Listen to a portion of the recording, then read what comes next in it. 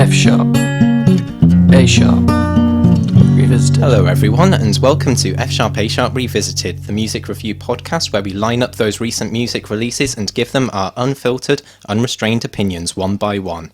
I am Joe, the music critic Supervillain, and with me, as always, is Inhabitant of the Dark Side of the Moon, Nick.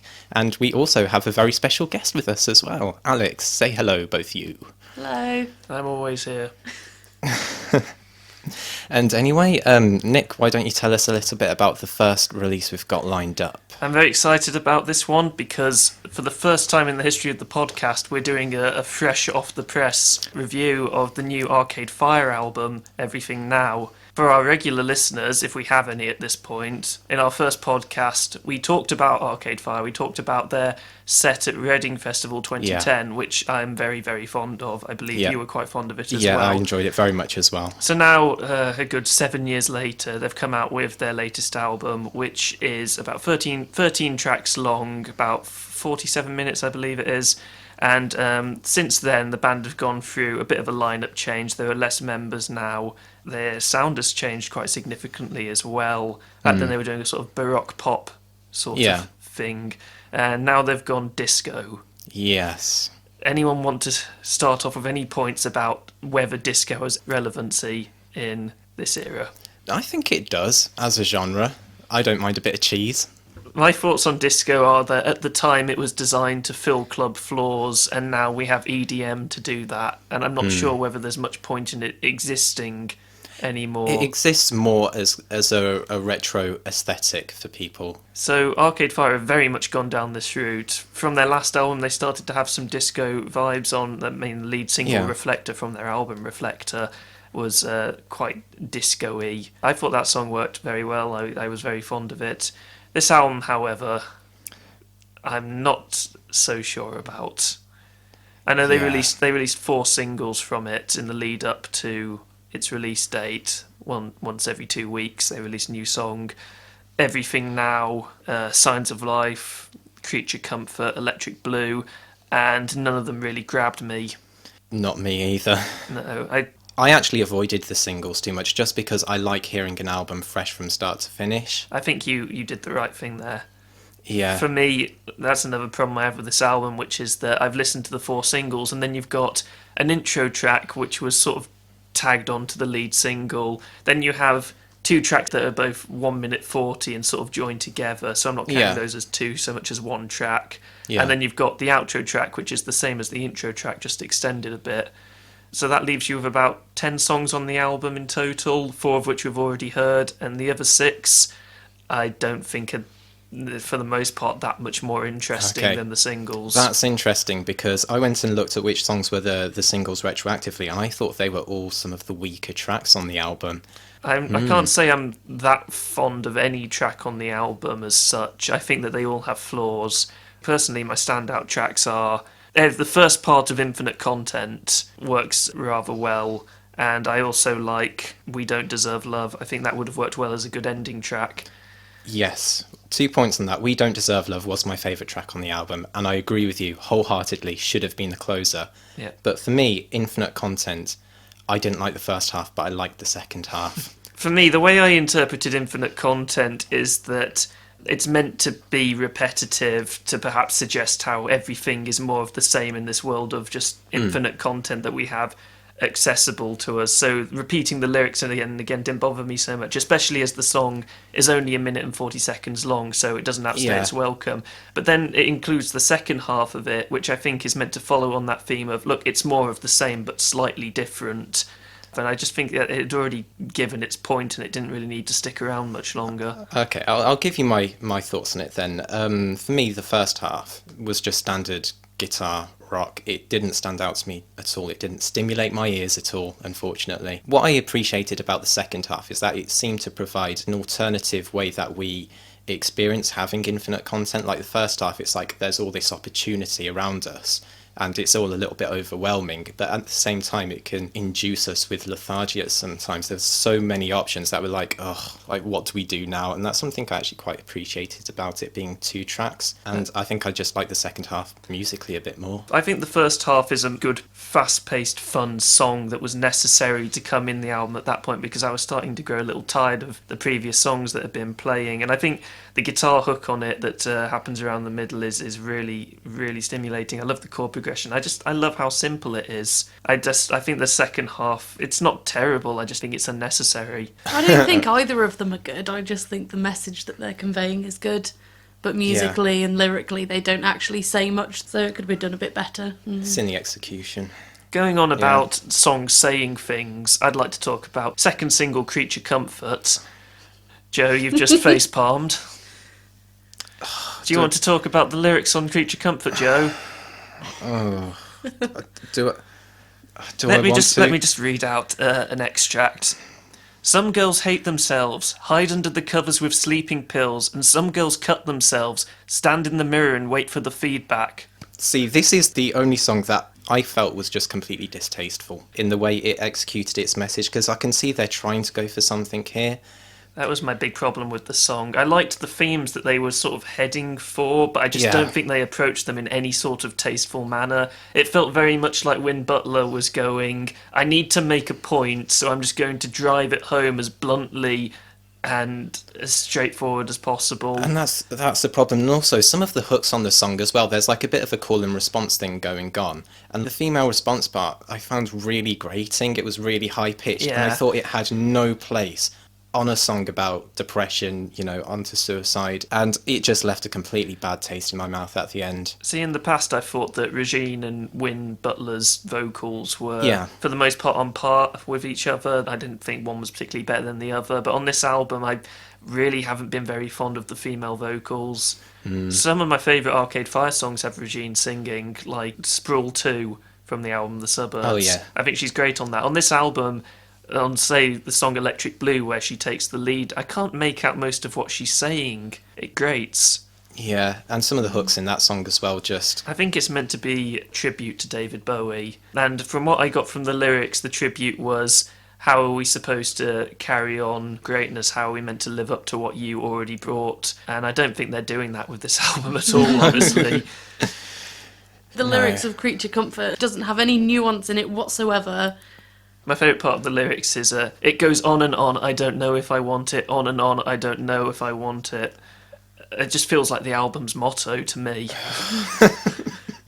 It's a good point, but I found so much of this album really repetitive as well. As far as Creature Comfort goes musically, I thought it was probably the best single in that respect. I actually really like the kind of chiptune bass line that kicks the song off. But then it disappears. Yeah, like the guitar riff comes in and it muddies the water on the initial riff, which was quite good, and then it just fades away. Yeah, that really disappointed me. I remember the first time I listened to it thinking, oh, this sounds interesting, and then that not quite cheesy but very watery synth line comes in. It's just disappointing. It layers quite well at the end, I think. It builds up all right, and I think it is probably the best song of the singles, even though I don't like the lyrics at all. Okay, well, it's my least favourite song on the album. I don't plan on going back to it. The other singles they had on the album, the first one they had was Everything Now, which is another one that I think has an intro that doesn't go well into the main brunt of the song. I don't think it flows very well. For me, I don't like ABBA, so I don't like this song. If I'm going to be quite honest. Okay, this will be an argument for another time. Because ABBA are great. Right, Yes. Just wanted some backup on that. So don't worry, I have that argument with my mum all the time, so... Everything Now kicks off the album with the obvious themes of technological alienation and contemporary impatience, and it's basically millennial stress, the album. Yeah. I feel like they're just trying to latch on to whatever societal points they can talk about now without having any real way of eloquently expressing it. All of the lyrics feel very forced to me. That's a very good point. I hadn't thought of that they are trying to tap into the young mindset at the moment, and it's just not working on the album. I think in the past, Arcade Fire did a lot of writing about what they wanted to, without feeling the need to really appeal to anyone in particular. I thought they wrote some pretty nifty lyrics on some of their earlier albums. Oh, definitely. I really enjoyed listening to and interpreting without feeling like there was some sort of timely point behind them. It just feels like it's been done to death at this point, the things they're trying to talk about on the album. Okay, what songs haven't we talked about? My least favourite song on the album is Good Goddamn. It wasn't my least favourite. I actually quite liked the bass and guitar combo. But then in the it just song. never stops, it never changes, it just goes on and on and on and on and on and on and on Okay. and on and on. That's and fair. on. Yeah. For me, it's the chorus that I don't like in that song. Yeah, and the lyrics are repetitive, they don't go anywhere. The extra percussion in the background played on various like bongos and stuff like that. It's almost invisible, and it's super forgettable. I know I hate this song, and I just can't even remember how it goes to hate it. Yeah, it wasn't too egregious for me, but it's just, what I don't like is that chorus. He says, maybe there's a good God. Damn. And it feels like the most juvenile play on words that I've ever heard. Does demonstrate the importance of punctuation, though. Yeah, very much so. Yeah. And throughout the album, the lyrics that refer to this friend or a fan of the band who killed themselves or tried to kill themselves in a bathtub while listening to their first album, Funeral, which I personally think is one of the best albums of the 21st century. Yeah. But on the album, the constant references to this thing happening, to me, just seems to be a sort of, boy, being young sucks, huh? And doesn't really go anywhere else. Especially in Creature Comfort, where it's just completely at the forefront, and it doesn't seem respectful to me. It just seems really tacked on. I'm going to grimace every time you mention that song. Throughout the album, I don't think that Arcade Fire's instrumentation, composition, the structure of their songs is terrible for the most part. Yeah, I agree with you there. I don't think it's up to the standard of their previous albums on this. For me, on this album, there's a lot of good instrumentation, but I find all of the songs are ruined by one particular thing. If it's an annoying hook, or if it's some bad lyrics, or the instrumentation is a bit too repetitive or dense, and then it just makes the whole song just not something I want to particularly return to. There isn't a single song on this album that I can't find a bad point about, which is a shame. Even songs that I do like We Don't Deserve Love and Put Your Money on Me. Yeah. I can see, like, for example, I don't think Win Butler's high notes are particularly endearing. They're kind of actually really, really bloody irritating, I'm just going to say it. And then at the end of We Don't Deserve Love, there's a lot of religious imagery that seems to come out of nowhere, and I'm not sure it really means that much, especially as it's just the same few lines repeated over and over again in different orders. You know, Mary, roll away the stone, it's always the Christ types. There could be meaning there, who knows? Yeah.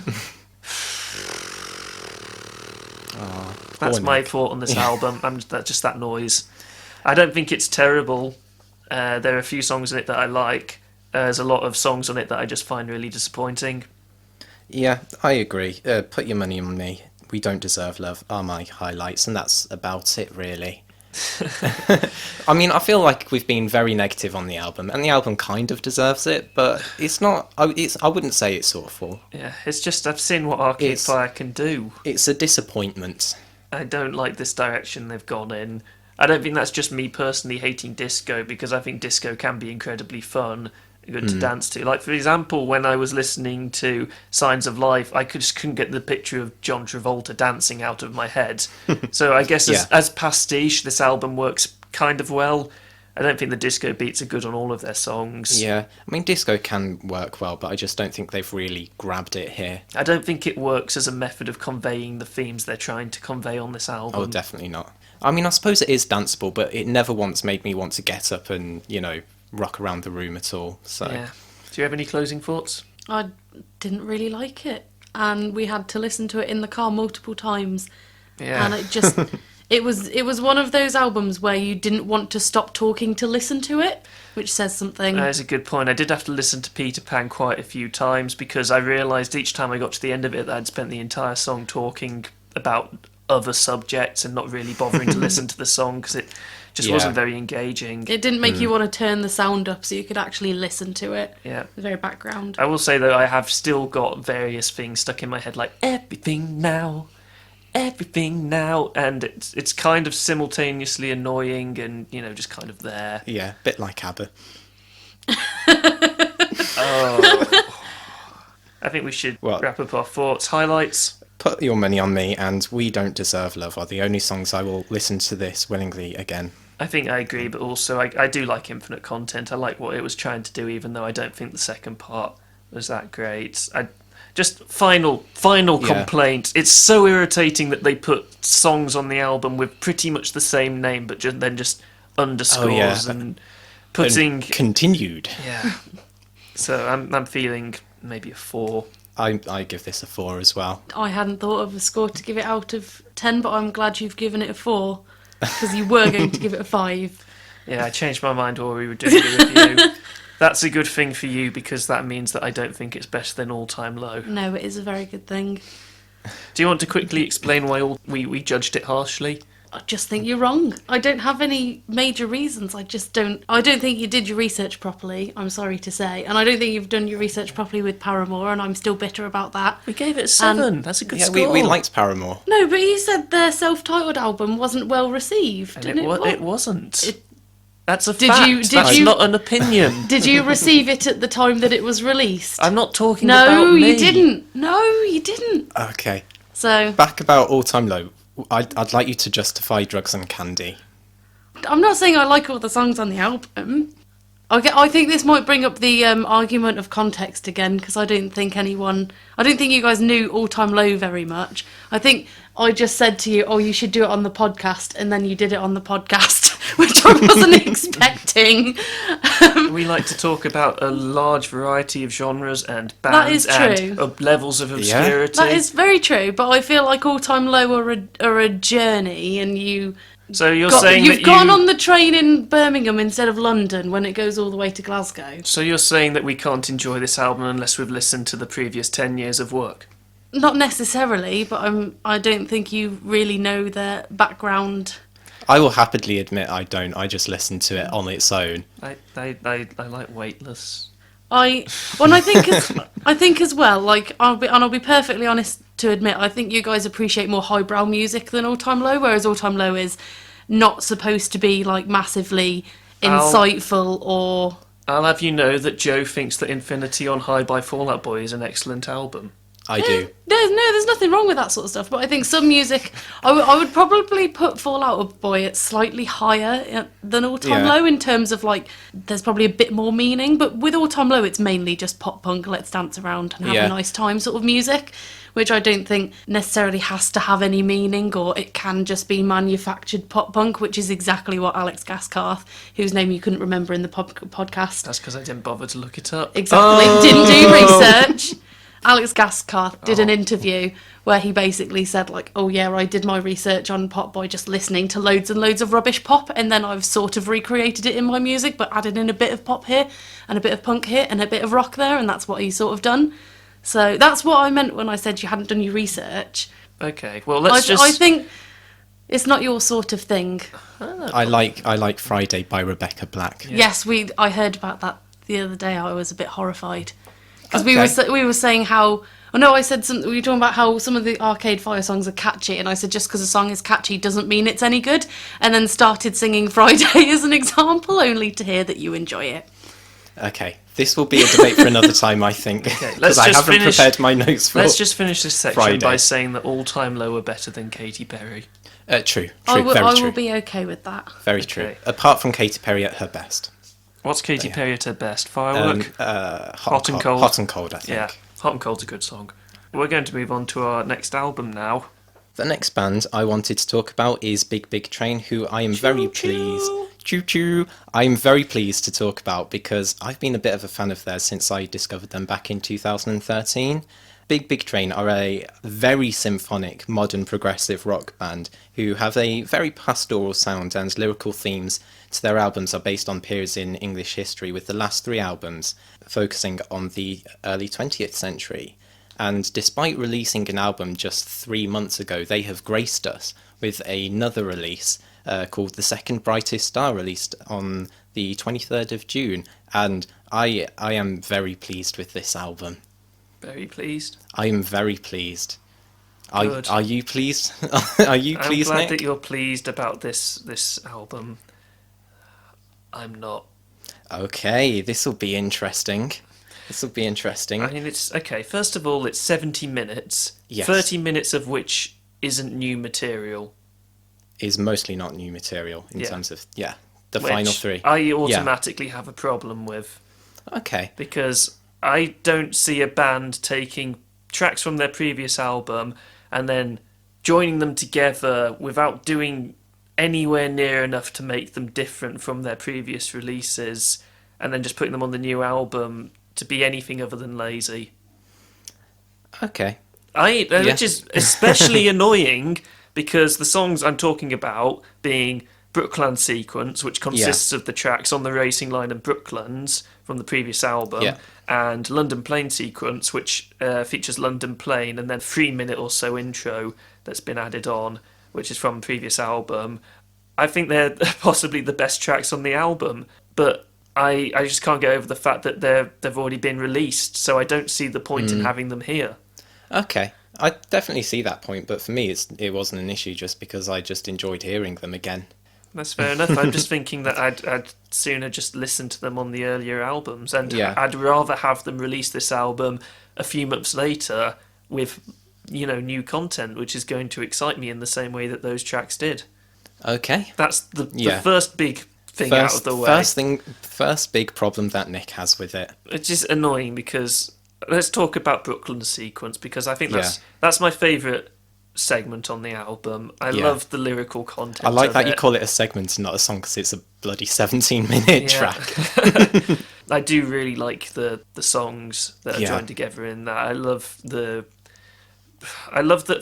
this is another problem I have with the album. I think the drums are often quite overdone. Sometimes I feel like they should hold back a bit on earlier songs in the album. On this one, even though it's more fast-paced, I don't feel like they're overdone, which is great. And they actually add to the energy of the track. And the lyrics are great. The guitar flourishes are cool.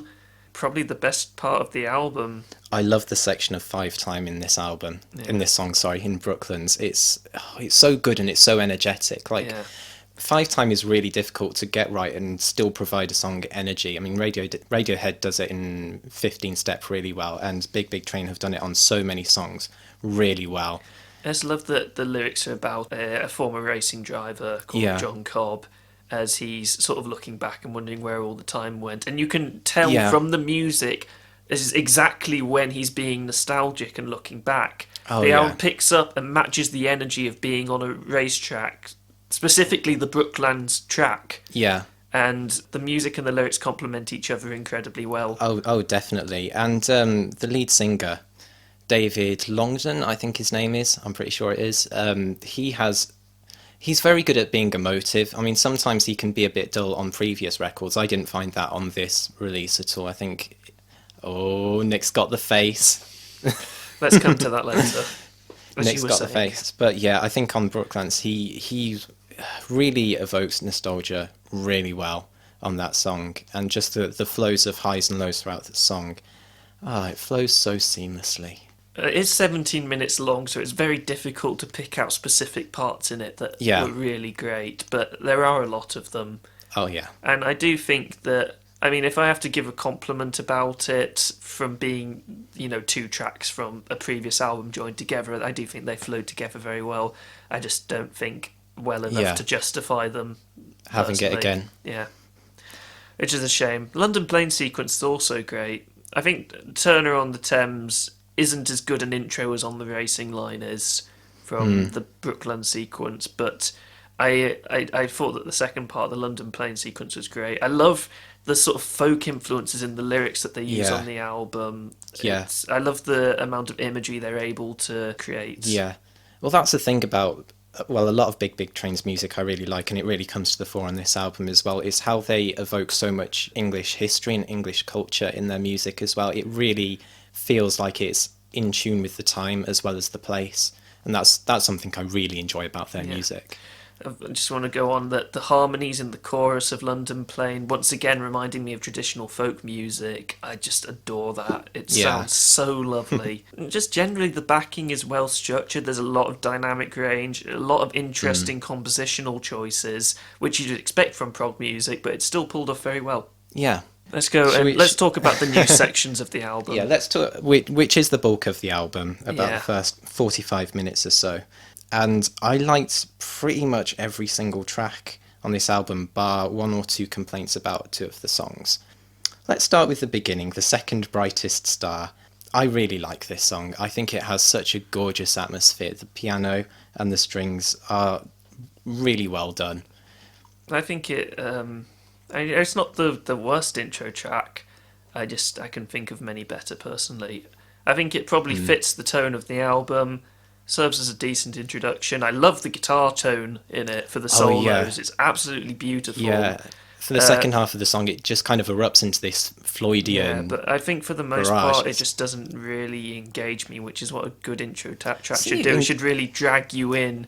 And I didn't find that personally. I found it got me I think straight away. The bridge ending is the best part of the song. I don't think the lyrics are that special, especially the line, rain rains down. That really irritated me, far more than it should have. I like that the guitar and vocals don't interrupt each other, though, so you can hear the lyrics over the guitars. Yeah, and then we have Haymaking, and if there's one point of contention I'd like to bring with this album, it's that I don't think Haymaking flowed well after Second Brightest Star. I think it maybe should have come after Skylon, possibly. Yeah. I think it's a necessary track because most of the tracks are sort of quite low key. I think quite slow, Haymaking is very much a upbeat, make you feel pretty good about yourself track. Yeah, and it also has a bar of 7, 8 in it as well, which I love. I love 7 time. It was a good instrumental track for the most part. I'm not so sure about the distorted guitar tone that takes over from the violin or the tom-heavy drums that erupt halfway through. I'm not sure that those. See, I never found these things a problem. Okay. It starts to give off Jethro Tull vibes. Yes. I think, but I approve. I much prefer Jethro Tull personally. I approve of the Jethro Tull influence.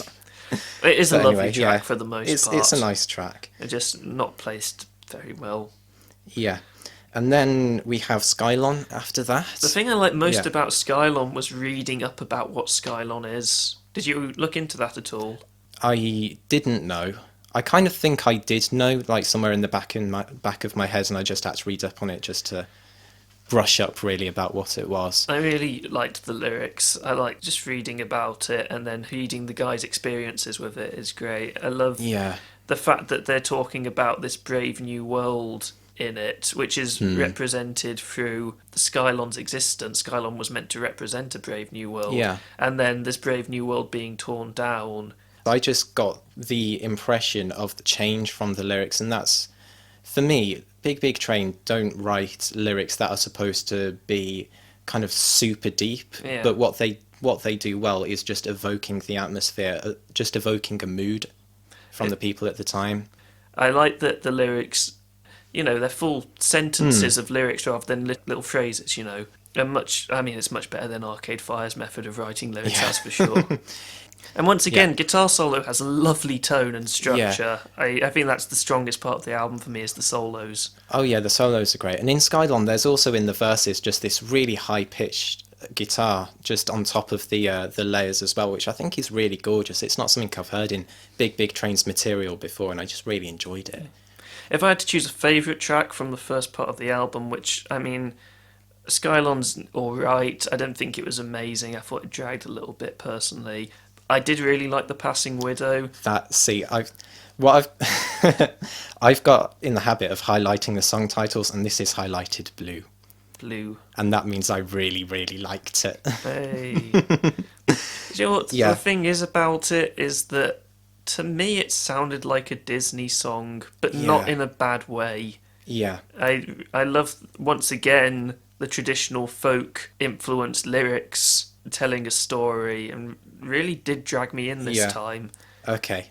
And while I think the album was possibly getting a little bit dull at this point, I think this song really brought me back into it, which I was happy about. I just really love this song. It oozes classiness and it has this really great classic feel. Just the choice of not having any drums or metronomic rhythms was really good as well. And the performance, I think, of both the pianist and David Longdon is amazing on this track, because they just allow the lyrics to influence the rhythm, the dynamics, and I just think it's a fantastic performance in this song. I love the fact that it goes down the Elton John Your Song route, I like to call it, which is nowadays with songs like this, you know they're going to build up and the drums are going to come in and there's going to be the big sort of bridge section. This song, it doesn't do that. It gives little hints that it's going to build up and then it dies away. There are little swells of strings. And I love that there isn't this big moment which is supposed to make you feel,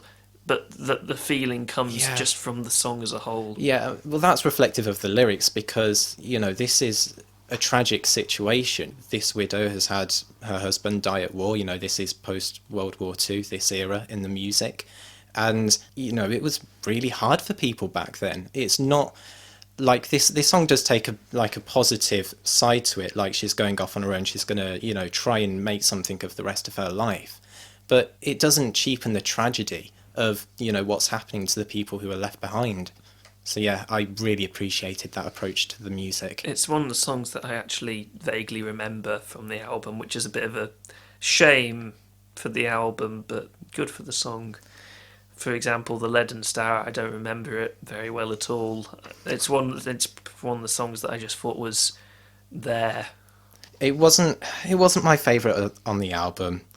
I did like it at the end. There were some darker instrumentals and some jazzy undertones, which Big Big Train haven't really done in their music before. It's about the 420 mark. It does change rhythm and the sort of jazzy guitar comes in, but the guitar is drowned out very quickly at that point, which is a shame. It's definitely one of the less memorable tracks on the album. Yeah, and I think the last minute or so isn't really necessary. It doesn't add very much.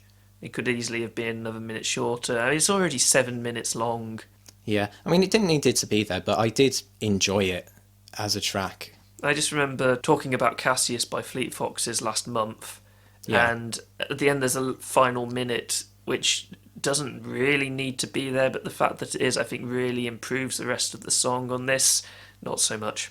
Okay, and then... But I did like what I'm going to call the final track of the album, Terra Australis Incognita. Yes. I thought that the guitar complemented the piano wonderfully. The drums weren't too overbearing, and the strings in it are so good. Lovely. It is an instrumental track, we'll just note that, but it's lovely. I like the piano opening and then the guitar just bubbles over it. It feels lively and explorative as well, which I think is the point of the song, given that it's about a made-up continent. I will say, though, because I've got to be negative because it's in my nature, I think it fades out far too early and it doesn't make for a very satisfying end to the song. That's what I'm going to say. I didn't mind, but I thought that allowed it to flow all right into a Brooklyn sequence, but we know your thoughts about it. And then there's The Gentleman's Reprise, which is the final song of the album, and I don't have any thoughts on it whatsoever. I was just sort of exhausted after the previous hour or so of the album. I think it has a really nice bright bass line, and then I'm not sure how well it works as a closer. I think my one criticism of this album is that I don't think it's structured the best. Yeah, I'm glad that it's short. So the album is not a bad album. I know you like it a lot. I like it a lot. There's a lot of stuff about it which I think is done well. Okay, I'm not saying that this album isn't, proficiently well done. It just really disappoints me that they felt the need to pad out with songs they'd already written. And these songs are the most energetic on the album and come far too late. I would have liked the tracks to be ordered better, possibly. Yeah. I mean, just from a musical standpoint, I enjoyed it pretty much from start to finish. It was only in The Leaden Star I kind of felt a bit of a dip, really. But the rest of it I really enjoyed. But I'm just into that kind of music anyway, aren't I? So. I wish there'd been more Jethro Tull influence. Because Jethro Tull are one of the best prog bands. They are, but not as good as King Crimson. Anyway. That's another debate for another day. Another debate for another day. We're going to have a podcast where we bring back all of these debates we haven't had and just have them. Oh, yes. And we're also going to have to finally review To Pimp a Butterfly. Yeah, we're going to have to leave all our... Did you see that? I managed to work in the reference. During the big train section, no less. Oh, very good. That. Very good. So, but anyway, I give this an 8 out of 10. Yeah, I give it a strong 5. I like Brooklands and London Plain, but I wish they'd been written for this album. And besides that, I can only really think of The Passing Widow as being a standout. Yeah, I like all of the songs. The Passing Widow is a fantastic song. I'd even call it one of my favourites of the year, probably in my top 10. Yeah, I just think it's such a classy, brilliant song, and it just stood out as such a gem as well. So, yeah, those are my closing thoughts. Glad you enjoyed it, Joe. Thank you. Moving on, we have got a bit of a change of genre. Oh, yes. It's a bit of a complete opposite to Big Big Train as well. Yeah, we're going to talk about the new album by Tyler, the Creator. The album name being a bit contentious. Is it called Flower Boy? Is it called Scumfuck Flower Boy? Who knows? It's Scumfuck Flower Boy. I think it probably is. I think that's what Tyler wants it to be called. People being censorious, it's just, yeah. I do think that the Flower Boy part of the title comes through a lot more than the Scumfuck part.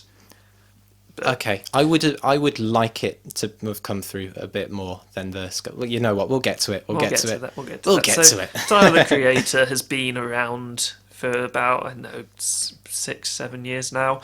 He's got 4 albums under his belt. Most prominently came to fame as part of Odd Future, who died a death before they could really achieve their potential, I'm sure. And I've never really liked him as a person up to this. Hearing about his exploits and his love of the word faggot and his general misogyny and just generally his antics didn't impress me that much. I think I listened to Goblin when it came out and just didn't care for it. This album, however, going into it, I mean, they released singles such as 911 Mr. Lonely and Who Dat Boy. I was actually quite excited going into this album because I liked the tracks that were released, and from what I'd gathered, the lyrics on the album looked to be a lot more introspective and I think just generally good. Yeah. Yeah, that's something I will definitely agree with you on. I really like the lyrics on this album. I think that Tyler, the Creator, I think this is his maturing effort personally. Yeah. And I think that the introspection has come at a really good point in his career. It's given me a whole new perspective on him, and while I don't think I can forgive him for various things he's done, no, I'm not going to go into it. If you want to know what I'm talking about, look up Tyler, the Creator and Tegan and Sarah, and it's not pretty. Let's just sort of address the big point of this album that everyone's been talking about, which is Tyler, the Creator coming out? First of all, if he's doing this as a ploy, then he's a fucking asshole. I'll just come out and say that now. I think that'd be a really shitty thing to do. But it would explain, with many of the things he talks about on this album, his loneliness, his feelings that he can't express himself the way he wants to. That would explain his love of the word faggot on his previous albums, for example. Yeah. So it's really interesting that this has come about now. Okay, I will say not too much about this. I do think it's a shame how much it's been put under the microscope. I understand why it has. But to me, I think if this is him genuinely coming out, people need to understand that, these issues are often complex and people deal with them in different ways. And so I find a bit of the scrutiny to be a bit unwarranted, personally. He talks about in his albums that he is an attention seeker. He's not trying to deny it. I just think it might be going a bit too far if he's going and saying this. But it's very strongly hinted at, but it's never explicitly stated as him coming out on the album. But actually, I don't think that's... I think that's because he doesn't want you to focus solely on that for the album. A lot of the lyrics in it are talking about how he's having to handle fame, how lonely he is with his life now, how much he just kind of wants understanding, I think.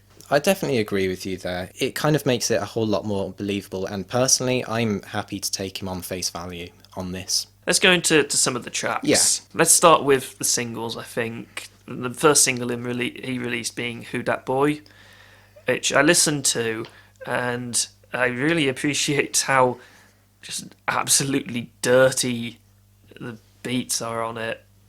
See, that's one of two tracks, that and I Ain't Got Time, that I did not like on this album as much. I love the hooks in them. I think that even after a couple of listens, I did have parts of like the album stuck in my head, which is more than can be said for both the albums we've already talked about on the show so far. I'm not going to try and, sing them now to prove it because I don't think. Yeah, we should only allow so many obscenities on this podcast. But okay. Well, what I'll say is that I find Who Dat Boy, it's a brag track. I find brag tracks just a bit dumb, really. See, I'm not sure that it is just a brag track. I think it's Tyler sort of saying, "Who's that person that's at the top of their game? Is it me?"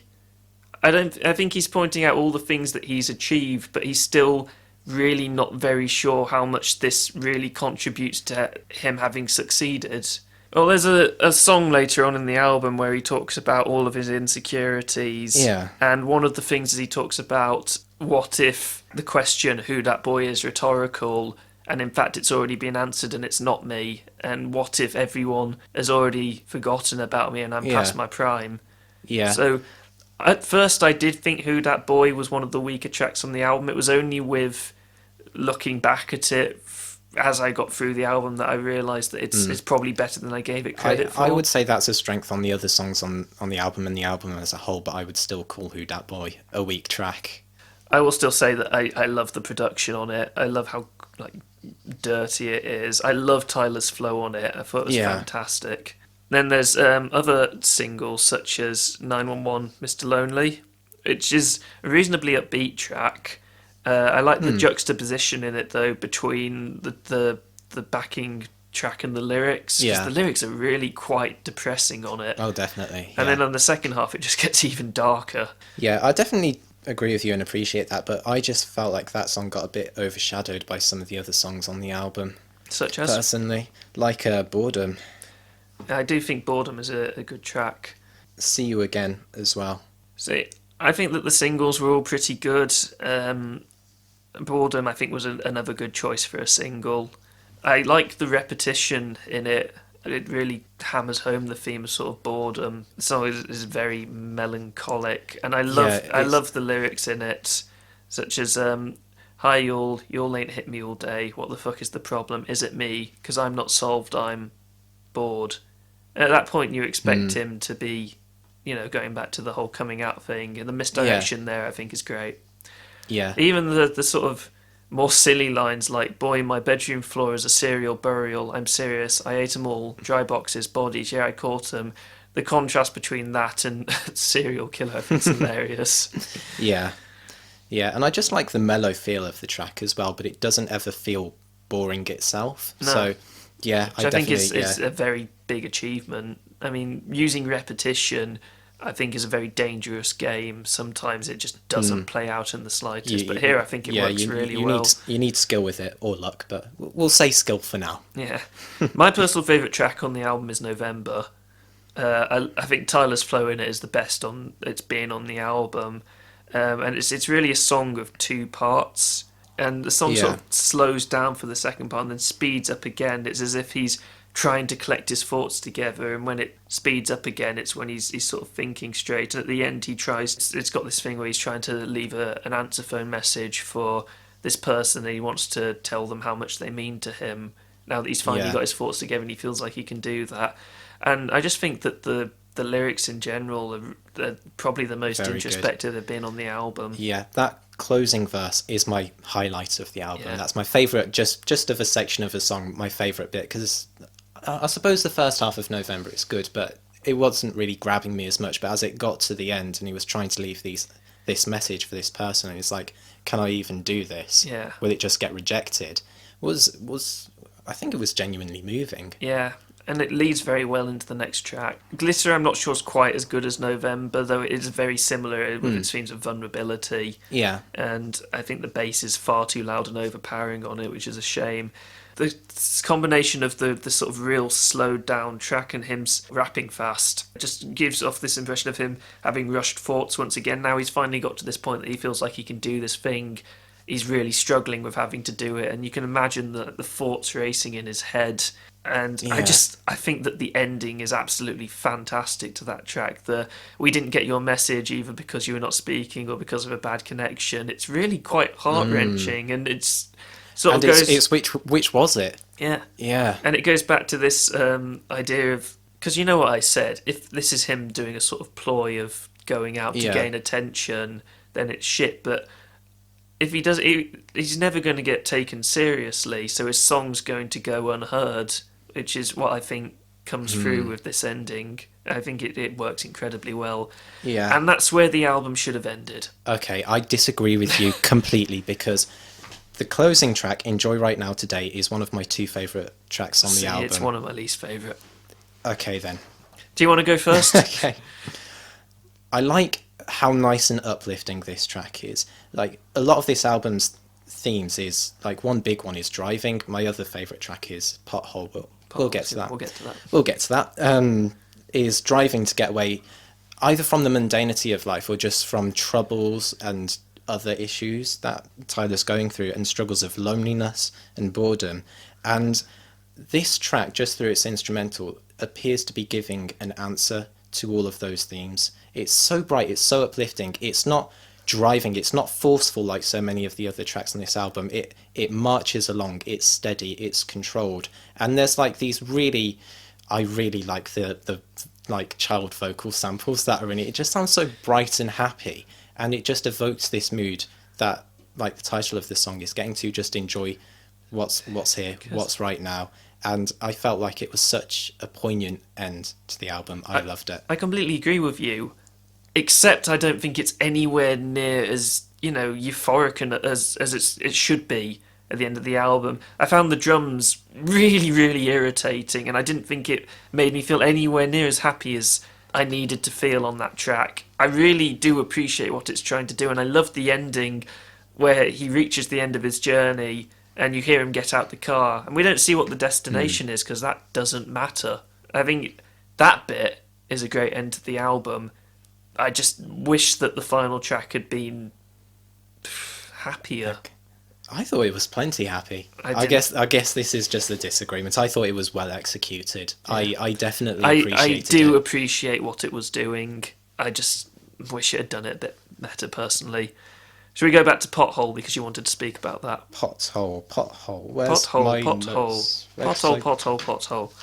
So it's sort of a diversion from the themes of love and longing, which had been present on the album up to that point, and this one instead is a song about the obstacles in Tyler's life, represented by the idea of a pothole, and with the album being sort of like one long car journey, I guess. Yeah, it makes sense that the pothole would be the main obstacle, and the pothole represents many things.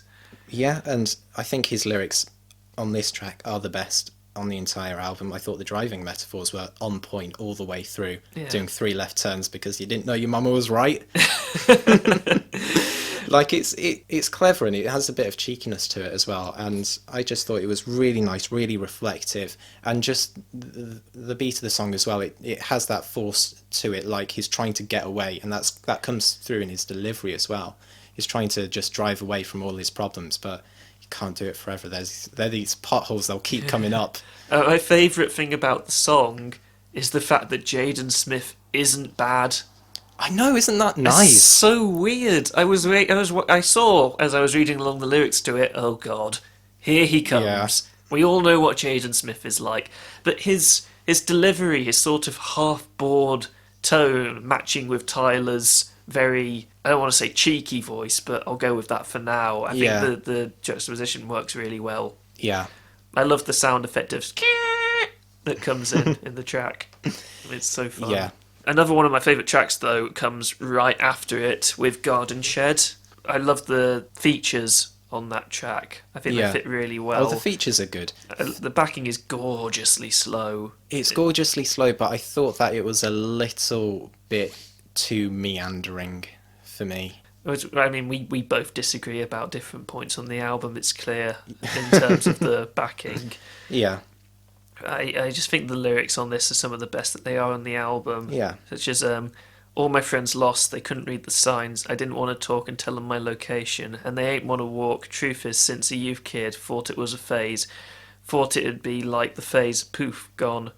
But it's still going on. And then there's just so much in that. Double entendres, worries, concealment. I love how he uses the word poof as both, poof, it's gone, and poof as in the derogatory term for someone who is gay. Yeah, and I but think they are once strong again, lyrics, definitely. once again on this track, and I think just generally on the whole album, Tyler's flow is really good. Oh, he is strong throughout. Yeah. He is strong throughout, definitely. Just a shout out to Estelle, whose voice on it is absolutely lovely. Oh, definitely. And it's one of the songs where I actually noticed individual parts which I really liked, such as about 2:30 in, there's a bit with plucked guitar and the synths in the background. I think it's gorgeous to listen to. I want to say one of my criticisms of the album, and I know you're going to disagree with me, but I'll say it anyway. I always come away from this album, despite there being some moments of instrumentation that I really liked listening to, I always came away from this album feeling like I couldn't... Like, I wanted more to grab me. I wanted more times that the instrumentals just grabbed me and made me remember how it sounded. I think I agree with that. There are a few points where I do, like, Who Dat Boy, I've talked about. I love the backing on that. And Garden Shed as well. Besides that, it's not too much. For me, the closing track... Well, I've already talked about how much I really like the closing track. That is the one kind of instrumental piece that I really remember. All of the other backings, aside from one or two moments, I kind of wish I could remember it a bit more. It was a little bit more catchy. I also think there are a couple of songs which are a little unnecessary. Dropping Seeds being one of them. Really didn't think much of that track at all. I definitely agree with you on that one. I even think that Where This Flower Blooms isn't necessarily that great. Didn't strike me as being that important. I will say the skit on it sometime I actually really liked, going into the song See You Again. See You Again actually being another one that I haven't talked about that I liked a lot. Oh, I like that. I've got that one highlighted green. Highlighted green. I definitely like that track as well. It really gives a very dreamy quality to the atmosphere in that song. I think that's the song where, listening to the lyrics, you first sort of think, okay, this album is very introspective and this is going to be the entire album, not just a couple of songs. Yeah. And it's got some great lines on it. I love how it's set up in the skit, though, as being about this sort of dream lover, this ideal person that Tyler wants to be with. It's a love song, which I never expected Tyler to do. The production is lovely and dreamy to sort of just fit with that. Assist the atmosphere and the lyrics, And once again, great lyrics. I wonder if you look both ways when you cross my mind, like this idea of them him thinking about them often and crossing his mind, and then the looking both ways at like possibly referring to a junction, junction of bisexuality. I mean, we can't fault the lyrics on the album, I don't think. The lyrics are pretty good. There was only one lyric I thought that was bad. It's in I Ain't Got Time. Specifically, there was one lyric I really liked, and I just handle all my business like a chessboard. I was like, oh, that's nice. That's good. And then a little after that, everything I say is hot, bitch, I speak toaster. That's probably the one time I thought, Tyler, come on. But no, other than that, I thought the lyrics were on point, really. There was some really clever, especially with the driving metaphors. The theme throughout the album was strong. I really enjoyed it, and just generally some good writing. I think I am just happy that it's, this artist who I couldn't have cared less about has come out with something which has really made me look at them in a different light. I think that's wonderful. Even if I don't think the album is quite as strong as I would have liked it to be. As far as like highlights go, I'm thinking like November, Garden Shed, and See You Again for me, which are all slow jams, which is interesting. That was another thing I wanted to say. I thought the slower cuts were always better. Like the two most aggressive tracks that we mentioned earlier, I didn't really care for that much. And I just kind of think, I mean, maybe the aggressive tracks were more necessary, but... You were the same way about Brockhampton, weren't you? No, I liked... You did prefer the slower jams on that, though. I did, but there were, like, the opening track on that album I really enjoyed, and that was very aggressive, and the second track as well. I think it was Bump, a bit further down, which had my eyes rolling a little bit. I suppose I just like a bit of a slow jam sometimes. Fair enough. Any standout tracks for you? Pothole? Oh, Pothole and... Why am I looking at Big Big Train? You just can't get them out of your mind. Pothole, Move on, Joe. Pothole and the closing track, for me, are my favourite. See You Again is a gorgeous track as well, so I'd say those three. I think the only tracks that I really wasn't fond of was Dropping Seeds, and then... no, that's about it. Just Dropping Seeds. There's the only track that I really didn't like. So I think maybe a strong 7 for me.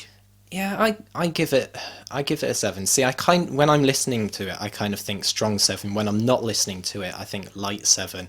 So I think it's just a matter of keeping it in my head, really. But I think the album faults on a little Also, bit. I'm not sure if it will stick with me to the end of the year. Who knows? We'll Whereas see. I keep going back to Brockhampton, Yeah. Paul, and listening to songs like Milk, which I just can't get Oh, enough it's a fantastic song. But I'm not sure there are going to be any songs really on this album that I'll want to go back to again and again to search for more meaning in. It does work as a retrospective album all the way through, so that is something that you can go to the album and enjoy about it if you did return to it. So good job, Tyler.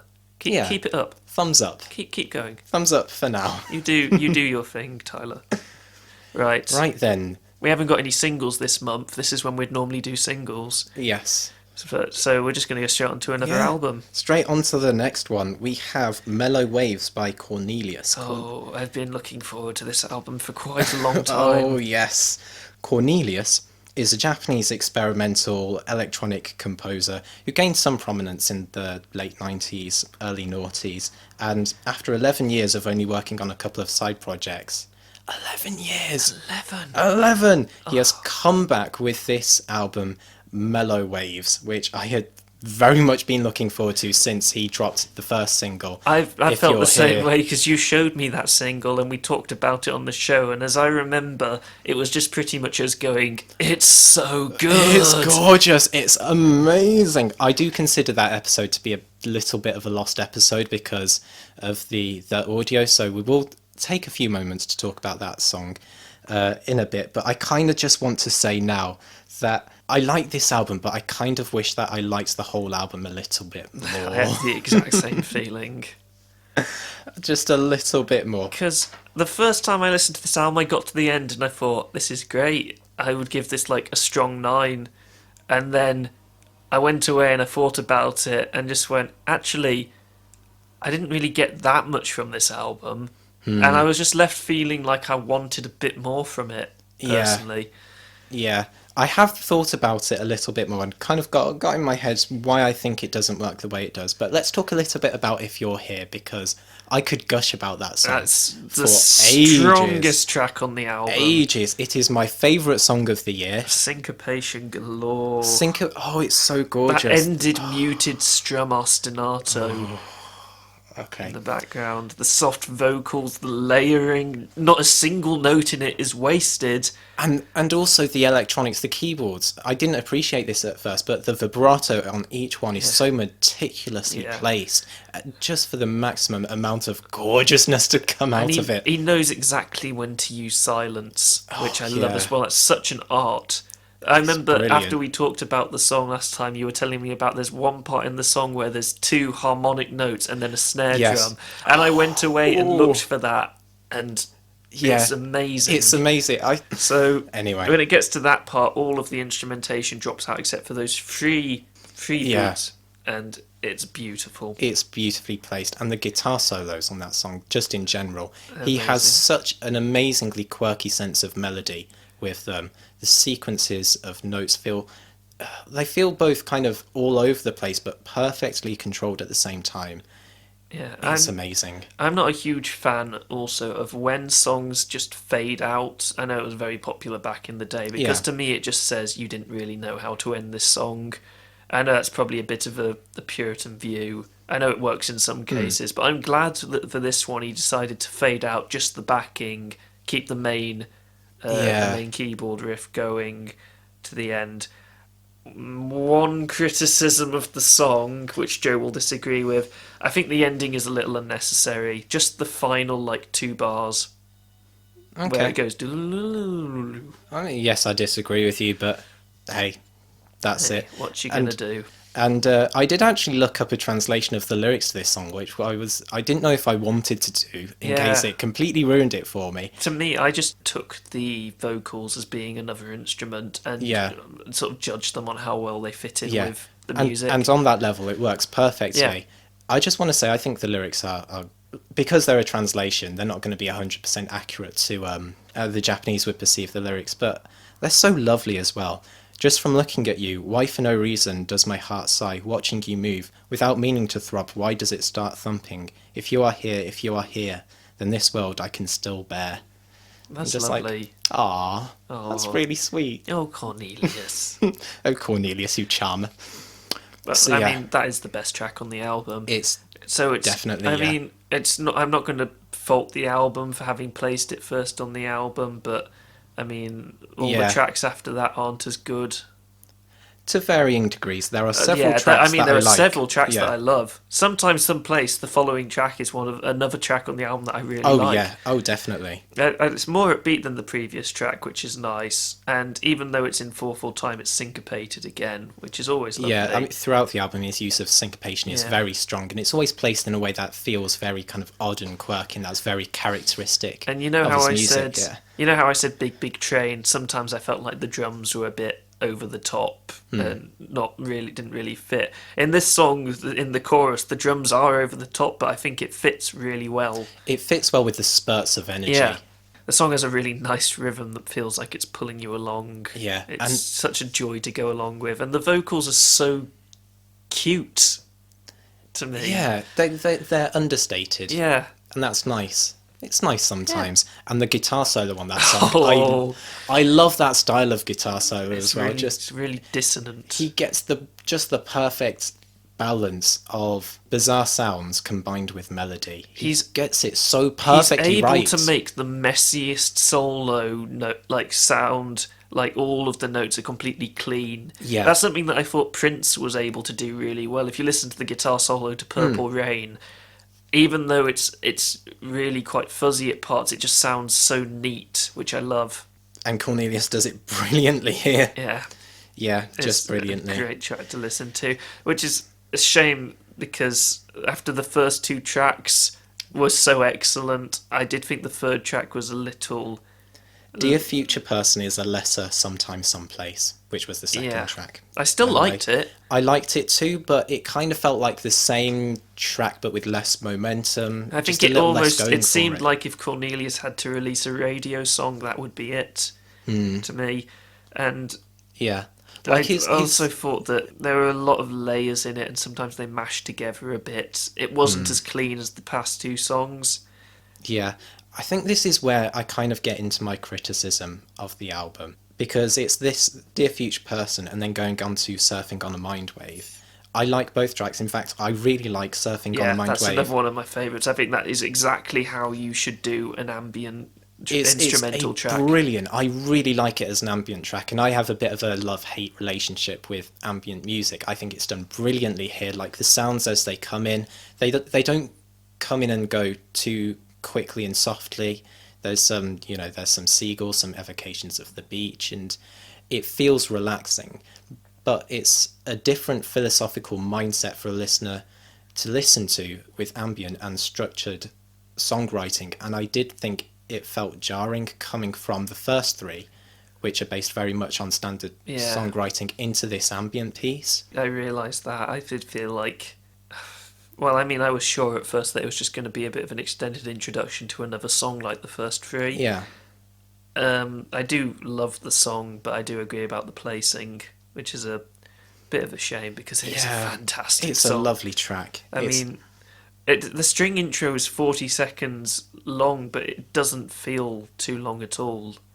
And it flows into... The strings progress just so naturally. And then he manages to shake it up without making it too jarring. Like he chops the strings around at various parts, and they fit together so well. And it begins to sound like some sort of cosmic beach. Yeah, it's just a brilliant track, and it really shows that he's very good at both styles of songwriting, but it just highlights that placed next to each other. They don't really gel. Yeah. Well, then there's... I did think that after that, the album did go a bit downhill. Not majorly. I like all of the tracks in there. There isn't a single one that I don't like. Yeah. But I think that the opening 4 songs of the album are very strong. And then In a Dream is pleasant, and it's structured well, but I just don't think it's as memorable as the first few. I think it's nice. I found it perhaps a bit more memorable than you did. I like the slight IDM feel, and I did actually think that kind of, from the ambience of Surfing on a Mind Wave, it did bring the album back into standards, like structured songwriting a bit more. Well, I say that, but then Helix Spiral isn't very structured. Helix Spiral... That's my least favourite song on the album, Helix Spiral, unfortunately. I was just amazed that the vocals didn't get annoying for me. Because they are, by design, irritating. But They're very weird and automated. But they fit really well with the track. It fits well with the track. I did think it was a teensy bit too repetitive in that song. But I think it was well paced. I think it's a good... It has good ideas, but for me, I thought it could have been cut down a eensy bit. It does maybe go on just a tad too long, but for the most part, I think it's very well paced. Yeah. And I also think it's really catchy. That does go on to my least favourite track of the album, though, Mellow Yellow Feel. This one I wasn't so much of a fan of, even though I did like it.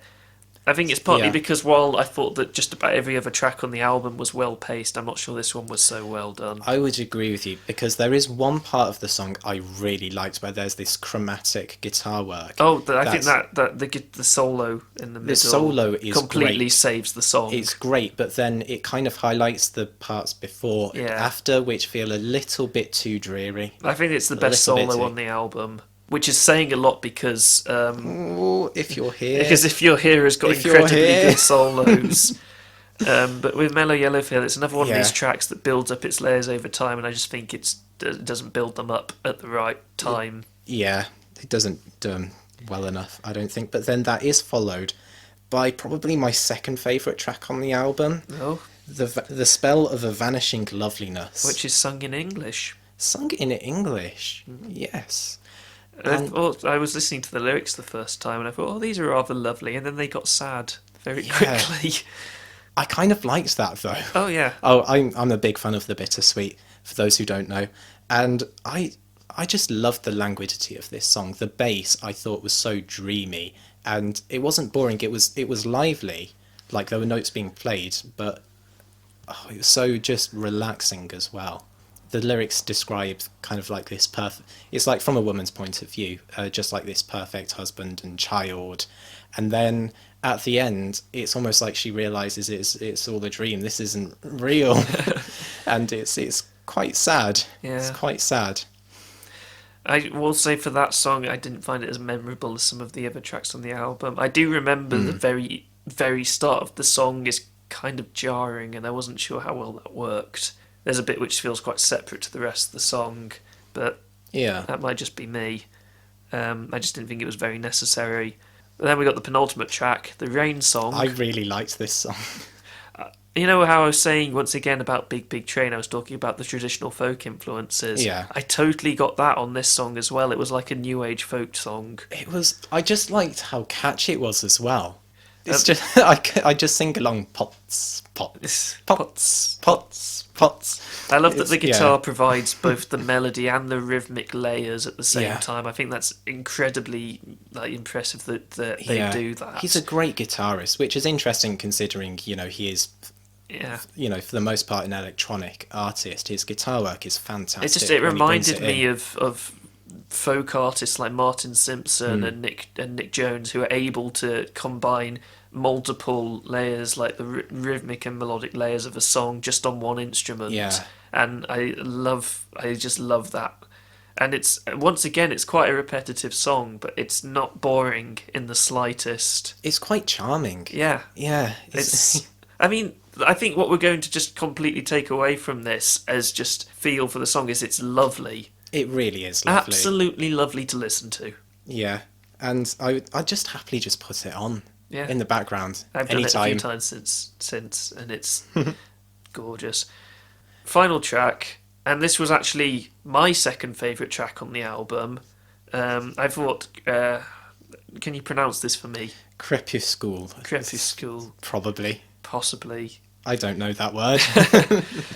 I think that this is just an absolutely amazing outro song to the album. It's lovely, it's minimalist. The guitar part manages to be really complex and goes from being really kind of dissonant to really harmonic, and everything fits together even when it feels like it shouldn't do. And the subtle strings that come along in the middle of the song are so well placed.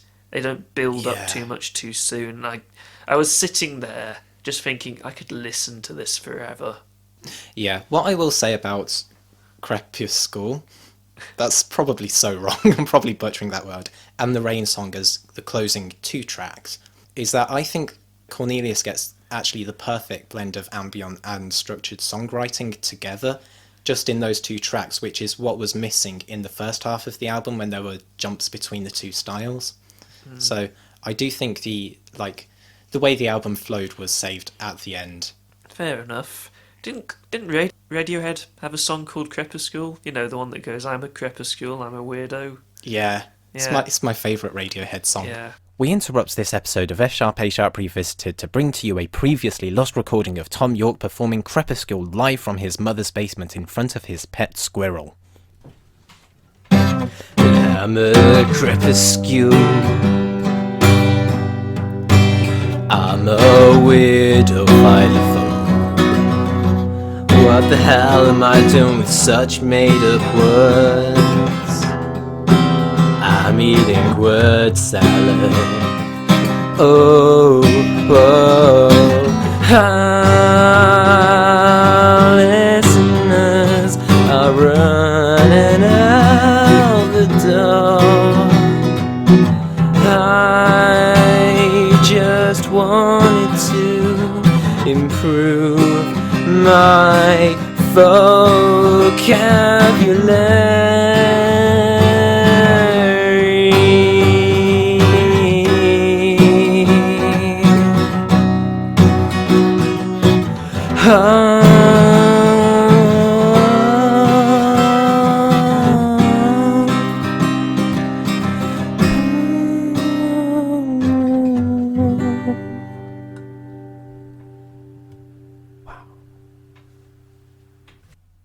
And now back to F Sharp A Sharp Revisited.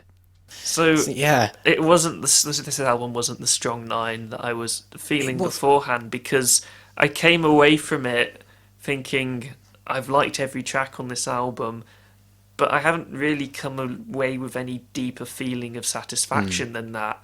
I do think that this album is less than the sum of its parts, personally. I would agree. I can't for the life of me say why. I really just think it's the flow between different shifts. I mean, I've listened to some of Conenlius's previous albums, and I really like him as an artist. I think he's a fantastic artist. He writes so many great tracks, but I just don't think he's an album artist, and it kind of comes through here as well. He doesn't really... I don't think he really gets how to put songs one after each other to really make a flow from start to finish. I do think that as well, he put some of his better... I mean, this is my opinion, he put some of the better tracks too early on. So there was a sort of a bit of a lull in maybe the third quarter of the album. Yeah, well, I'd say towards the middle, because I love A Spell of Vanishing Loveliness. I think it's a great track, and then. But overall, I think it's a great album. I think it's a great album. If anyone likes experimental music, they like a bit of fancy guitar work. If they that's like the thing. Even though it's experimental, it's incredibly accessible. Oh yeah. I think that I could show this to many people I know who, like Alex. I think Alex could easily get on with this album, and she's very much into, pop punk. Yeah. Final thoughts rating? I think that the strongest song on the album by quite a way is If You're Here. I would agree. But I think we already made that clear. If You're But Here there is are so plenty of songs on this album which are great. So many. Sometimes Someplace is great. Surfing on Mindwave Part 2 is quite incredible, I think. As an ambient track, it's amazing. And I'm a Crepuscule, I'm a Weirdo was also fantastic with its combination of everything, you know. Everything in the album kind of brought to a succinct close at the end. And the Rain Song and A Spell of Vanishing Loveliness, I thought, are brilliant tracks as well.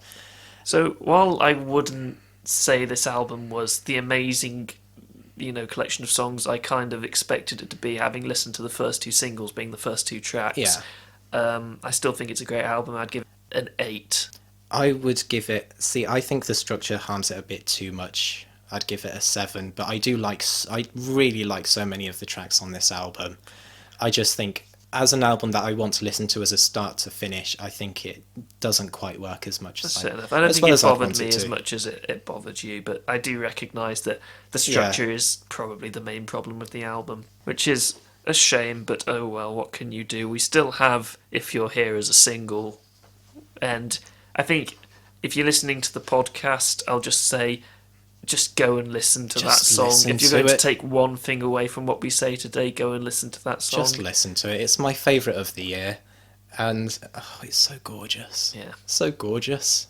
Well, let's finish off the show with one last album. Which is by Broken Social Scene. Broken Social Scene being this Canadian indie rock band which have been around for quite a while now and have changed their lineup so much. I mean, they've still got the same core 6 members, which sounds like a lot when you think about the fact that at some points they've had 19 members in their band. Yeah, a lot of people. Their lineup has changed a lot. There are 18 people credited on this album, Hug of Thunder, which is their first new album in 7 years.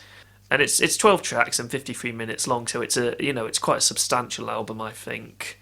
And it's like a big musical hug. I really like this album. I just want to get out of the way that the title of the album is just the most adorable thing. Hug of Thunder. Doesn't that just make you feel happy just reading it? Yeah. Although I do wonder what thunder would feel like to hug. I think it's just like a really passionate hug. Really passionate, but also a little bit scary. Yeah. A little bit scary, but that's fine. That's fine. Good way, yeah. I first heard Broken Social Scene listening to their sophomore album, You Forgot It in People, which I adore. I think it's one of the best indie rock albums of the 21st century. There isn't a single song on it I don't like, and there are some standout tracks that still remain favourites to this day. And I'll start off by saying that I don't think this album is as good as that album, because I think that album is a good strong 9. And this album, while there are a lot of great tracks on it, I don't think that they're as consistent as they have been on some of their past works. See, I will say, I have listened to their second album, and I think I actually like this album a little bit more. But anyway. Yeah. Well, let's get into the tracks. Halfway Home. I mean, Sol Luna is a great intro track, but it's an intro track. Tiny little bit of ambience before getting thrown into gorgeous. It feels like the sun rising and meeting the moon in the sky. Yeah, but it does feel as though like it gets forgotten really quickly just because Halfway House comes in. Halfway House is how I was saying just like, I don't know, 2 minutes ago, if you take one thing away from this show, listen to If You're Here by Conenlius, listen to Halfway Home by Broken Social Scene, because no other song this year, apart from possibly I'm All That I Need by Fleet Foxes, has made me feel just so joyous. Yeah. It's such a wonderful burst of energy. Yeah. It's so well structured. It's got lovely little instrumental flourishes throughout, which just add to the overall energy of the song. It makes me want to sing along, even though I don't know the words. I know, we're halfway home, and then from that point on, I still try and sing along, even though I don't know. It's got so much energy. It's a fantastic, other than Sol Luna, an opening to the album. Yeah. Just being so forceful, which is defines the first half of the album, really. And I don't think they were ever this, grand on You Forgot It in People. I haven't actually managed to listen to any albums that they released between those two. Yeah. But to my knowledge, they've mastered this sort of grand, energetic sound without making it too overpowering. I think this is just an amazing opening main track to the album. And the last 40 seconds with the brass coming in, gives me goosebumps every single time. Yeah, and there's a bit of blippity-bloop guitar work as well. Everyone loves blippity-bloop guitar work. Oh, it's so good. And it's a brilliant choice for a lead single. Oh, yeah, definitely. And then just when you think that, you've had your energy, maybe it'll go into a bit of a slow burner track to wind down a bit. Nope. Straight into Protest Song, which could easily have been the lead single from any other album. So uplifting and so amazingly catchy. The dynamic range is stunning. They really get that so well. And another thing I noticed was that just the tones on the album as well, every single bass tone, every single guitar tone, seem to be picked so perfectly to provide this energy. Yeah. It sounds just great to listen to. I completely agree. I think throughout the album, there's just the structure and the instrumentation and the tone, and for the most part, the mixing is flawless. Yeah. Pretty much. It's so easy just to listen to. And the ending of that song is so strong as it builds up and builds up and builds up and then doof. Yes. Yeah, so satisfying. And it does lead me on to my first little thing about the album, though, which I'm not so sure about, which is the lyrics. Yes, for the most, I thought the exact same thing. Because when I say that the mixing is for the most part very good, I did find that the lyrics were never the focal point. I mean, I don't think that's necessarily a bad thing. When looking at the lyrics, it's not hard to understand why they've been, left behind. I know you disagree, with me on this, but I kind of feel like this album is comparable to Crack Up in that way, where I just felt like the lyrics weren't really doing it for me. I love the instrumentals, so many of the instrumentals, but it's just that the difference I feel between this and Crack Up is that I thought that the lyrics on Crack Up, even if I couldn't understand exactly what they were getting to at points, were just so well worded and crafted and just really resonated with me. Whereas on this, at times, it's fair. I think it's just sort of there for the sake of having vocals. I think I did put a note down somewhere, because I did go through one listen just looking up the lyrics and seeing what they were saying, and I think about just after halfway through I thought, no, forget this. I'm not going to interpret every single lyric. I'm just going to listen to the music as it is. I think as soon as you accept that the lyrics aren't really that worth listening to, you'll enjoy the album a lot more, which is a bit of a shame. Having said that, there are one or two lyrics that I did enjoy. I've noted down one in particular, which is actually in the final song, Mouth Guards of the Apocalypse. Yeah. I loved the line, I don't want to be scared or addicted to the dream. This fight is a ghost whose suicide was unseen. I'm done. I want to kill all my friends. I want to grab them from the dark and show them their end. Gets dark, yeah. That's the one sort of section of lyrics that I really was able to pick out from the entire album and actually resonated with me. And I think that they're actually a lot more... I mean, it's once again about technology and him wanting to take his friends who are very much in this zone of, always looking at your phones, always being connected, and just sort of kill that side of them and be like, look at the grand world that we live in. Look at the earth. And I think it comes across, partly because the lyrics aren't the focal point like they are on Everything Now by Arcade Fire.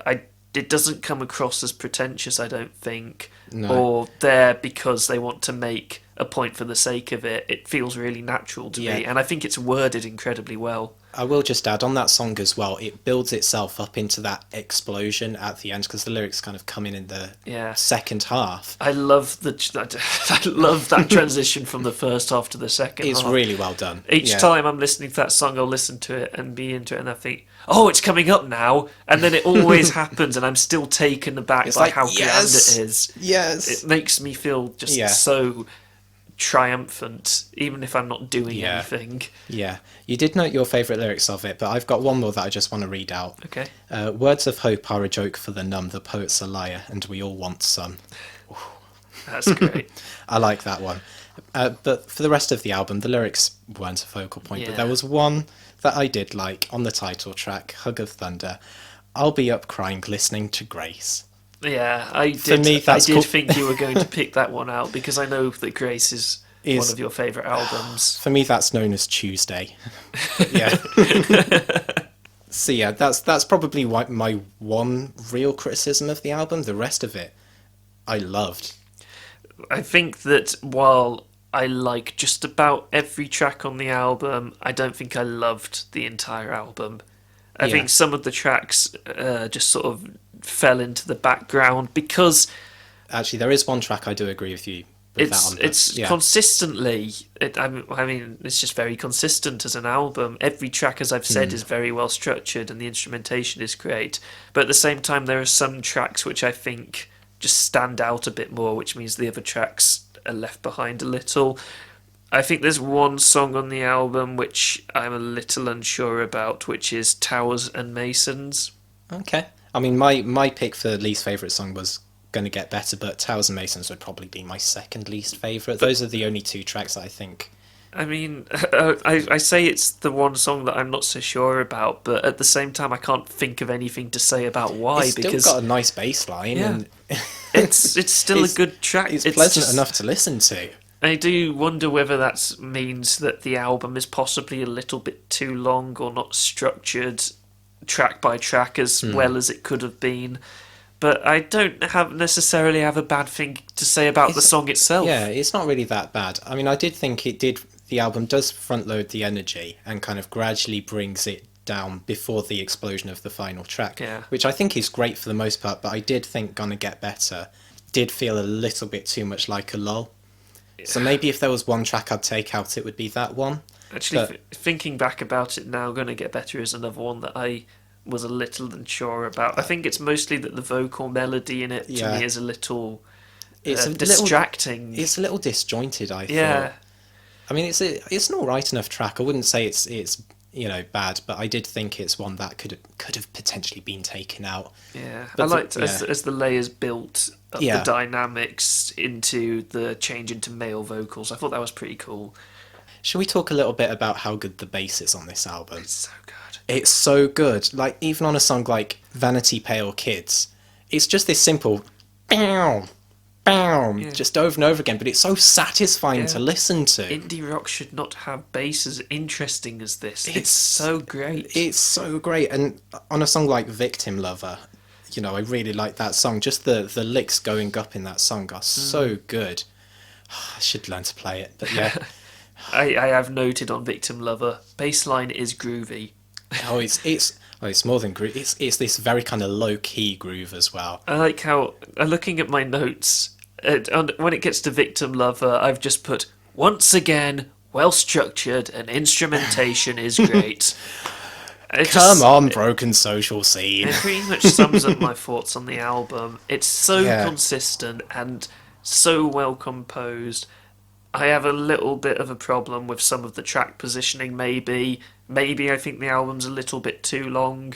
But if I was listening to any one of these tracks on their own, I wouldn't complain. Yeah. And I've still listened to this album more than any of the other albums that we've talked about on the podcast today. Yeah, and if you look at my notes, look at all this green. So much green. So much green. We'll have to take a picture of that to show all the green. Yeah, it's so much green. But yeah, I thought it was a great album. Yeah. Just, more than great, really. It was fantastic. I mean, the few albums this year I thought were so consistently strong. Another one I want to say is Hug of Thunder. It makes me want to cry, and I'm not sure why, but in a good way. Yeah. This album is able to stir a lot of emotion in me. Which I'm very happy about. That song actually reminded me of Michelle Branch a little bit with her latest album. Just the feel of that song. The one that I gave at like 7. Yes. Yeah. You weren't happy about that. That I'm was all bringing the way up old all the way back old on our tips. first podcast. Wow. I never forget. Never forgive. There is one other thing I'd like to mention on this album, Stay Happy, because it took me a while to place it in the song. There's this little descending guitar bit where it kind of goes like... And... Can you make that noise again? No. I couldn't even reproduce it properly then. But I finally found it. Spyro Year of the Dragon soundtrack, Spike's Dungeon. It's almost the same. Look at you, Nick. Well, did you think the same? Is it? I didn't think the same, but now that you say it, I see it. Or rather, now that you say it, I hear it. Oh, I was definitely getting a bit of a Spyro vibe on some of the other tracks as well, but I think that's just some of the that modes must be a and theme rhythms. this year, because Paramore, Hard Times, the beginning is very Crash Bandicoot. Yeah. And on Planetarium, there was a bit of a Super Mario Galaxy. Can we just say that Super Mario Galaxy is one of the best video game soundtracks of all time? 1000%. It's amazing. It's amazing. That's for another podcast, though. We'll have to do another one on video game soundtracks, and I actually really like Spyro 3's soundtrack. It's so very upbeat good. and lively, and a good thing to take influence from. So, as far as this album is concerned, lyrics are a bit of a weak point, but besides that, just incredibly strong. Yeah, for me, it's how much weight do I want to give to the fact that I didn't find the lyrics all compelling. Yeah. That's the question for me. For me, I'm pairing it with the fact that I thought that a couple of the songs stood out as not being as good, and I'm not sure why. For me to not give it as good a score as I possibly kind of want to, you know? Yeah. So I'm going to say that it's an 8 for me. I'm giving it a strong 8. I do kind of see it comparable to Fleet Foxes in how I enjoyed it, and that's what I gave Fleet Foxes. So Once again, Halfway Home and Protest Song are two incredibly strong opening tracks. they're very catchy tracks. Even if my favourite songs, Vanity Pale Kids and perhaps Victim Lover, just because I love the use of bass. Yeah. It'll never pry me from my love of bass guitar. And Mouth Guards of the Apocalypse is the perfect closer. Oh, it's a great closer. I love the brass coming in at the end and go and just increasing in tempo and So good. Listen to it. I think we should move on to Closing up. yeah, Podcast moving on roundup. to closing up because we're out of albums. We're going out of business. Anyway, first album was Arcade Fire. Everything Now. No. No. I don't want Everything Now. I want that album to be good.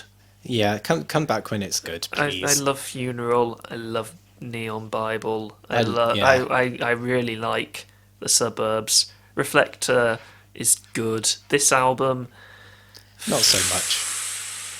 Not so and much. I just it's so disappointing. I'm not going back to it. Oh well. Oh well. well. And then we had Big Big Train, which seems to be a common theme on our podcast, that there's always one album I like a whole lot more than Nick does. And that is one of them.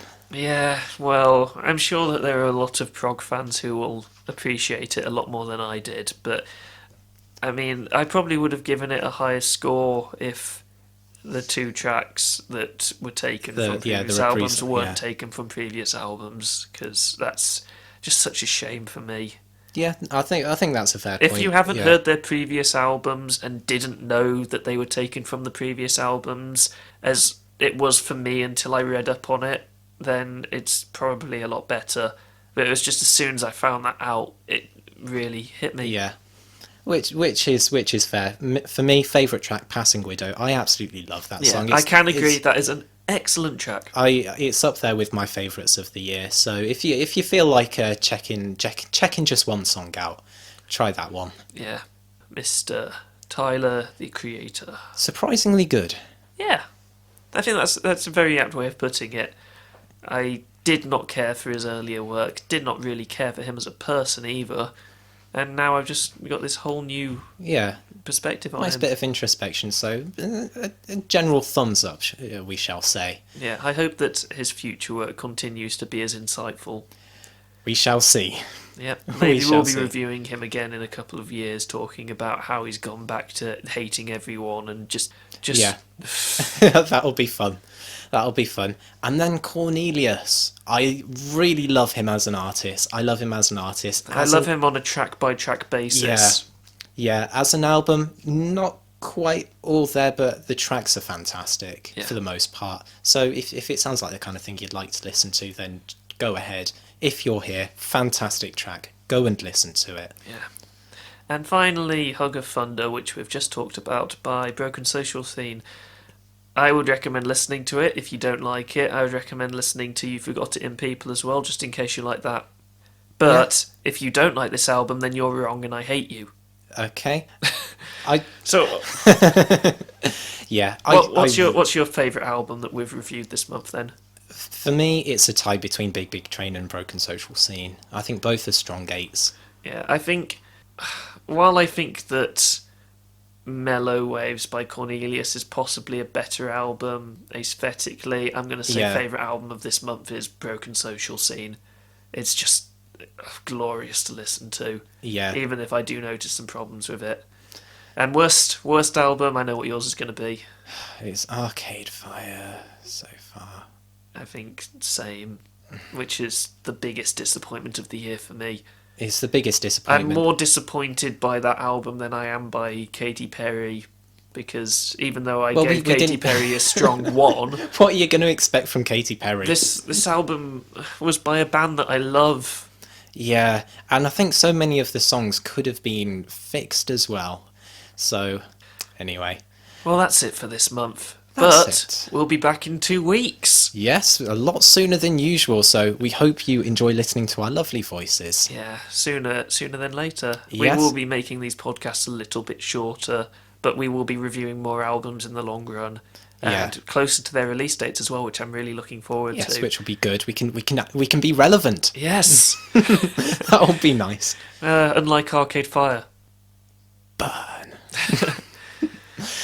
Anyway, we hope you enjoyed listening. Make sure to like us on Facebook, Twitter, I suppose. Subscribe on YouTube. Listen to us on Podbean. Podbean. We've moved from SoundCloud because SoundCloud is going through some issues. It's in a little bit of a crisis, and we thought we'd jump ship. Yeah, because we're rats. Yeah.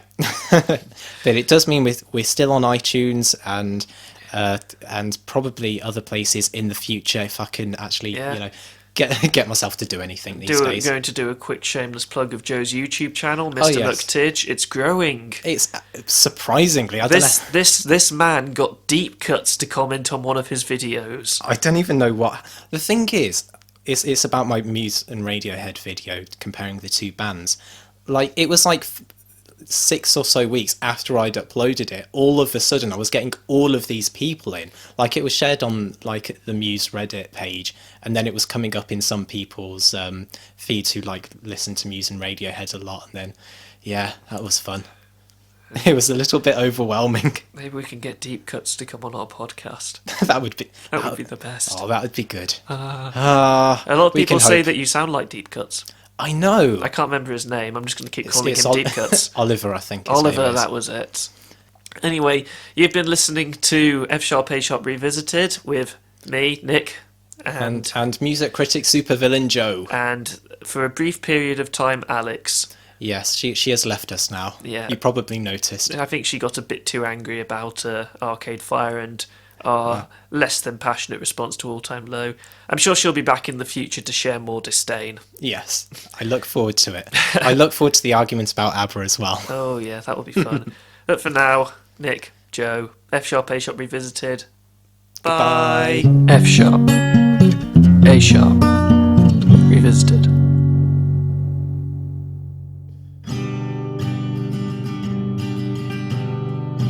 But I'm a crepsicule. I'm a weird philophobe. What the hell am I doing with such made up words? I eat word salad.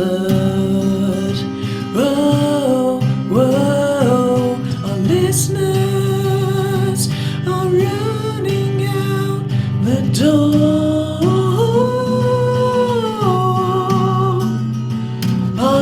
listeners of your